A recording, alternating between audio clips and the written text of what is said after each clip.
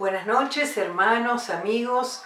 Un gusto volver a encontrarnos este miércoles de oración juntos mediante este sistema. Quisiéramos encontrarnos personalmente, abrazarnos, pero bueno, estos son estos tiempos que Dios nos ha dado y aceptamos lo que nos toca vivir en este tiempo. Y quería contarles que unas semanas atrás pasaba unos días no muy sencillos y vino a mi mente una película que vi hace unos años que se las recomiendo. Es muy motivadora, es excelente, se llama Desafiando o Enfrentando Gigantes. ¿Y por qué vino a mi memoria? Porque así me sentía yo en ese momento, como que había gigantes alrededor mío y yo me sentía un poco como vulnerable, como frágil, ¿sí?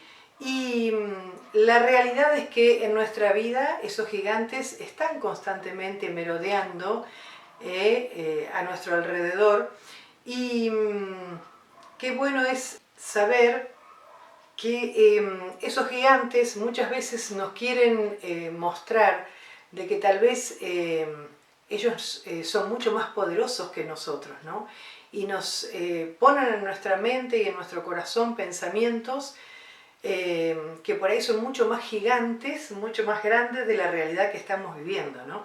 Y en esos días, leyendo la palabra, estaba leyendo el libro de Hechos y estaba leyendo el capítulo 13, ¿sí?, del libro de Hechos, y leyendo este capítulo que el apóstol Pablo estaba en Antioquía visitando a que la gente de aquel lugar y le estaba predicando el Evangelio, justamente narrando desde el comienzo de la historia del pueblo de Israel, los acontecimientos que se iban sucediendo, hasta la llegada del Salvador. Y en el versículo 22 es como que el Señor hizo encender en mi mente una luz roja y me detuve a pensar en este versículo. Y decía así, Hechos 13:22. Tras destituir a Saúl, le puso por rey a David, de quien dio este testimonio: he encontrado en David, hijo de Isaí, un hombre conforme a mi corazón. Él realizará todo lo que yo quiero. Y yo que me quedé pensando, ese rey David, ¿no es aquel que venció un gigante? Sí, creo que lo he leído. Y bueno, eso generó una inquietud de volver a releer la historia del rey David. Y bueno, desde el libro de Primera de Samuel, capítulo 16, hasta Primera de Reyes, capítulo 2, cuenta la historia de este personaje, David, como así también en el libro de los Salmos. Hay mucha poesía escrita por este personaje David, en donde él abre su corazón y de una manera muy transparente se muestra y cuenta sus alegrías, sus victorias, sus derrotas, sus miedos, sus inseguridades, ¿no? Y es muy lindo y aprendemos mucho de este hombre que se muestra tal cual es él, ¿no? Y fue uno de los hombres más notables de la historia, tanto en la vida sagrada como en la vida secular. Y se comienza en la palabra a narrar de él como ese jovencito que era muy audaz, muy osado, que cuidaba las ovejas de su padre, era pastor de ovejas, hasta que en un momento Dios lo unge como rey para Judá en principio y luego para Israel. Y se dice que su personalidad era muy notable en la fidelidad con Dios, para con Dios. Era muy notable eso, de que él era muy fiel hacia Dios, que tenía una firmeza en su carácter, nobleza y una humildad que lo caracterizaba. Fíjense, esas son virtudes del rey David. Y sigue contando la historia que fue muy usado, siendo así jovencito, para con el rey Saúl, porque decía que había un espíritu que lo atormentaba. Léanlo ustedes en Primera de Samuel a este rey, y David iba con un instrumento y cuando él tocaba ese instrumento el rey dice que se tranquilizaba, ¿no? Después vemos a este jovencito hacer frente a este gigante Goliat, que era un filisteo, estaba en una guerra frente al pueblo de Israel, ¿no? También podemos seguir leyendo esa historia preciosa de amistad profunda que él tiene con Jonatán, el hijo del rey Saúl, ¿se acuerdan? Y tantas otras peripecias que él va pasando, que tiene que ir huyendo porque Saúl realmente se pone muy celoso de él, entonces comienza a perseguirlo y él huye, está en cueva con malhechores, ¿no? Hasta que en un momento él se anoticia de que el rey Saúl muere y él vuelve y es entronado como rey, ¿no? Y él intenta traer el arca de Dios a Jerusalén hasta que finalmente lo logra, ¿no? Y era un gran guerrero, dice también, que en tantas batallas él va corriendo las estacas de su territorio y todo los bienes que va adquiriendo, él luego decide y promete a Dios hacer una casa para Dios, y que más tarde Dios le dice que esto lo va a hacer un descendiente de él, que él no lo va a poder hacer, y él lo acepta de esa manera, ¿no? Junto con eso también, él, en esa época, él tiene muchas esposas, porque la poligamia, por la dureza del corazón de los hombres, estaba permitida, y él tiene varias esposas que le traen unos cuantos problemas esas esposas, ¿no? Y también en un tiempo de ocio donde su pueblo estaba en una guerra, él está en la terraza de su castillo, por así decirlo, ¿no? Y ve a una mujer hermosa y bueno, él se enamora de esta mujer, pide que venga, la hace suya y él se entera que ella tenía un esposo, Urías. Entonces lo manda al frente de batalla para que muera y él luego tiene un cargo de conciencia tremendo por ese asesinato que había logrado y se arrepiente en polvo y ceniza de lo que había hecho y luego de mucho tiempo él logra sentir la misericordia y el perdón de Dios para con su vida, ¿no? Pero tuvo sus consecuencias. Esta mujer concibe un hijo y Dios no le permite que ese hijo vive. O sea, nace, enferma y muere, y es una gran tristeza para él también. En su familia, con tantos hijos, él tiene muchas complicaciones también, y hay grandes enemistades entre los hermanos, y inclusive hay asesinatos, hay rebeldía de parte de los hijos para con el padre. Grandes dolores pasa David como padre, hay hambrunas, plagas y crímenes que se suceden, ¿no? A los 40 años, dice, de gobernar, a los 71 años de vida muere David. Y podemos decir que David era un hombre común y corriente. Sin embargo, Dios a él y solo a él le dice que era un hombre conforme a su corazón. Fíjense, no se lo dijo a Moisés, no se lo dijo a Aarón, no se lo dijo a Pedro, ni se lo dijo a Pablo, solo se lo dijo a David, ¿no? Y se decía de David que era un hombre rudo, osado, que era asustadizo y depresivo en algunos momentos también.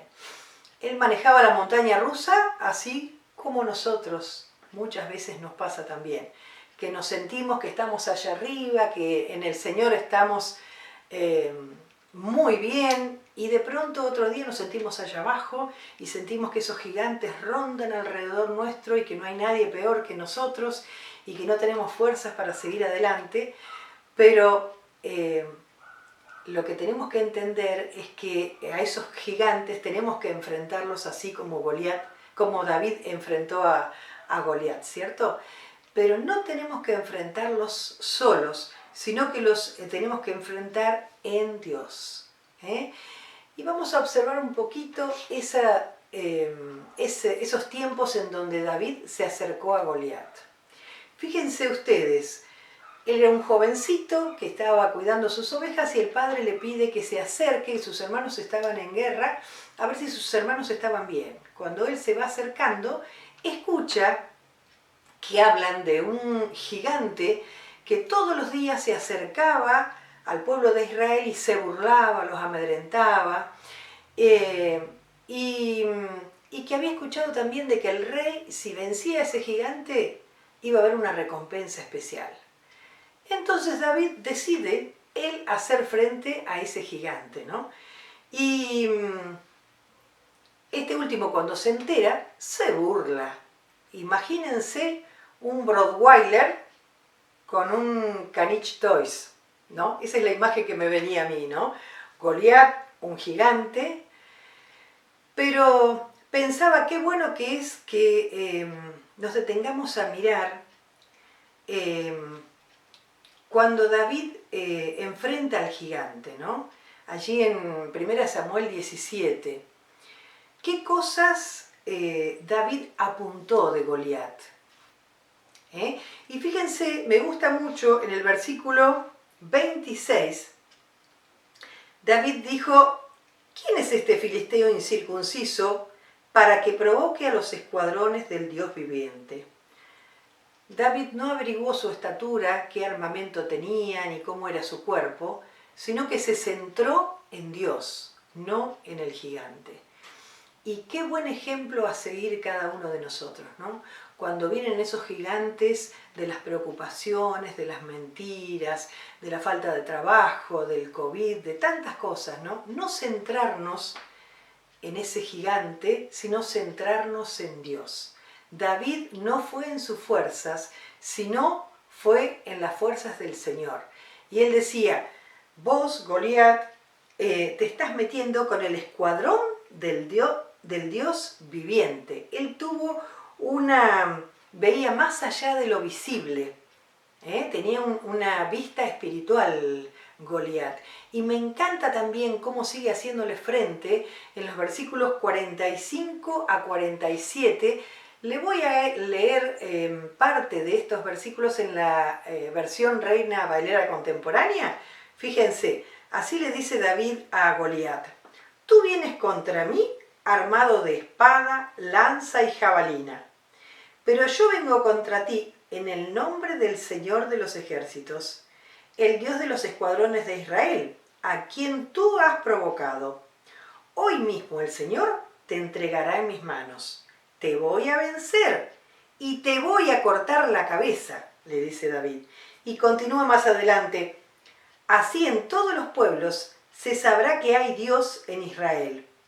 Toda esta gente va a saber que el Señor no necesita ni de espadas ni de lanzas para salvarlos. La victoria es del Señor y Él va a ponerlos a ustedes en nuestras manos. Un grito de guerra de David hacia Goliat, ¿no? Él se enfrenta y le dice claramente a quién está enfrentando. Está enfrentando al pueblo de Dios, a Dios mismo, ¿no? Y pensaba que luego de esto David actúa, junta esas piedras, tira esa piedra en ese lugar estratégico de la cabeza que lo mata al gigante y luego le corta la cabeza tal cual él le había dicho. Y pensaba también en que hay cosas que hace Dios y hay cosas que tenemos que hacer nosotros. David tuvo que tirarle esa piedra, tuvo que cortarle la cabeza a ese gigante, pero él estuvo muy claro de que él iba en el nombre del Señor a pelear esa batalla, ¿no? Y también en estos días me venía un pasaje muy lindo de Efesios 6, que si quieren ustedes lean todo el capítulo 6 de Efesios 6, porque es sumamente importante para nuestra vida.